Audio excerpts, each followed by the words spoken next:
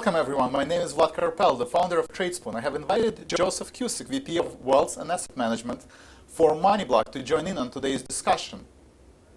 Today, I'd like to go over three separate picks that we recommended at Tradespoon: Apple, Coca-Cola, and elite pick, BHI. You ready, Joe? Yeah, let's get into it, Vlad. All right, let's take a look at first pick, Coca-Cola. So, Joe, let's dig into the Coca-Cola specifics. What can you tell us about the background, and what can you tell us about the value momentum score of 4 that we assigned based on the proprietary research that we have done at Tradespoon? Right, so looking at the pick right now, Coke's been in a bearish trend. It had resistance right around that 39.90 mark and has pulled back from there. Looking at the risk reward of 3 and the value momentum score of 4, we're in that mid-range. So you're 1 for 1 on the risk reward, and the value momentum score is in that mid-range. So we want to keep an eye on that. Specifically, if you're looking at any directionally biased strategies, you want to make sure that you're potentially selling some premium against it. This is great. So let's take a look at the strategy that we utilized for this specific trade. I believe we did a bearish put spread. So can you tell us what a bearish put spread is? Sure. So a bearish put spread is where you're buying a strike price that's higher than the put spread that you're selling.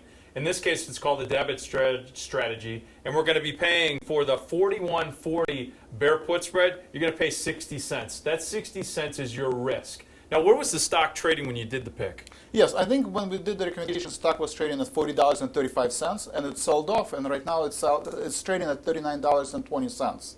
So now that we covered the bear put spread, let's jump into the next trade. And I believe our next trade was Apple. And Apple at the time of the recommendation was trading at $99, and it has sold off to $96. So do you want to go over some of the criteria that we used in order to get into this trade? Sure. So you know what? Apple had been in a real nice bullish run. In the last few sessions, it's really taken it on the chin.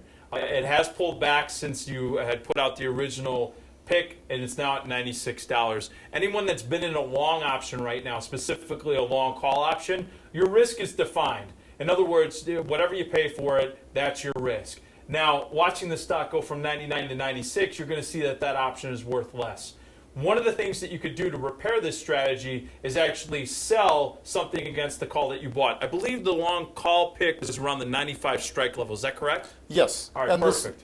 This is one of the strategies that we utilized was the long call. Right, and long call. So if you're looking at doing the long 95 call right now, you should also be looking at potentially selling something against it. In other words, selling something like the $100 call against the $95 call that you bought. That's called a bull call spread. Now, yes, it's modifying the original pick, but you're here to mitigate some risk. If you sell the $100 calls right now, that still gives you upside profit potential up to $100, and that's about $1.40 in potential profits. And the nice thing is that we're looking at September expiration on all these options. It gives you time, folks, and that's what you want. Finally, Vlad, don't forget about volatility change that you want to keep an eye on. That's looking at implied volatility. With Coke, it stayed static. In other words, the implied volatility was only up about 10% off the 52-week lows. With Apple, it's up about 52% right now. In other words, it has jumped from its 52-week low up to where it's currently trading at 52%. That means there's a heightened expectation of potential move either up or down. So with time and the potential for it to also move as quickly to the upside as it has to the downside, this gives us opportunity. Yes, and Apple is trading at a low PE right now, so you can look at the technical analysis and additional research at tradespoon.com site.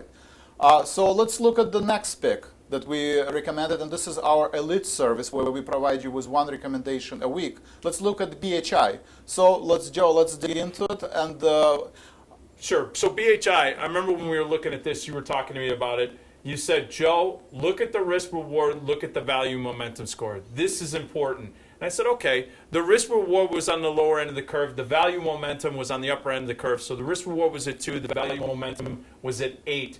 As a strategist, I look at that and I go, this is something that probably a stock trader would go towards. And if you're a stock trader, then you know that whatever the price you pay for it is going to be your risk. So at the time of the pick, I believe it was trading at what price? It was trading at $73.42 when we made the recommendation. Now it's sold off due to geopolitical events of last week, and it's trading at $68.43. So Joe, let's look at the return on capital. Let's look at the estimated move for this trade. Sure. So, you know what? The return on capital right now on this particular strategy, I believe you had it out there for taking profits somewhere around 820. I believe that was what the pick was. Now, you could have strategists out there that want to sell the stock when it gets up $8.20 higher. Me as an option strategist, me as someone that's looked at it and seen that implied volatility has spiked here, that IV percent rank is up about in that 47th percentile level. That just is telling me that there's a heightened expectation of potential movement either up or down.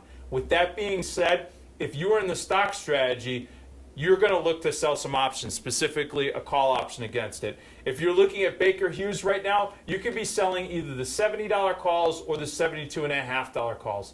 The $70 calls will give you about $1.49, so that's going to reduce your cost basis by $1.49. So if your entry's at 73, you just pull it back down to around that 71 and some change.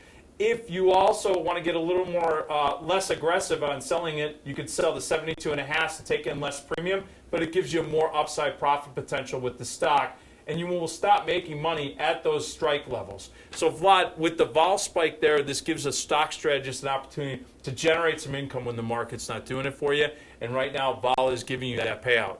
Yes, and if you want to learn more about different strategies, especially repair strategy when the market sells off, I strongly encourage you to look at our blog and look at our educational center where Joe and I discussed every week. For now, we have these free webinars that are great. I encourage you to look at this. And I want to thank everybody for participating in today's discussion, and we have great events scheduled for every week. We just upgraded our site. It has a great new look and feel and intuitive, and we'll have great webinars. And Joe, maybe you can discuss some of the details that are going on in Trading Block. Yeah, you know what? We're going to come out with a webinar this week, and I think everybody that's watching right now and anybody that watches the recording, on Wednesday at noon, we're going to be talking about the most optimal strike prices to trade for credit spreads. These are strategies that we haven't talked about today, but we will talk about those in the upcoming episodes. But I think these credit strategies and choosing the appropriate strike prices, especially if we get volatility in this market, this is going to be a great webinar to come check out. So please check it out. And Vlad, I think you're going to be there with me, won't you? I will. All right, great. Thank you, guys, and I'll see you next week.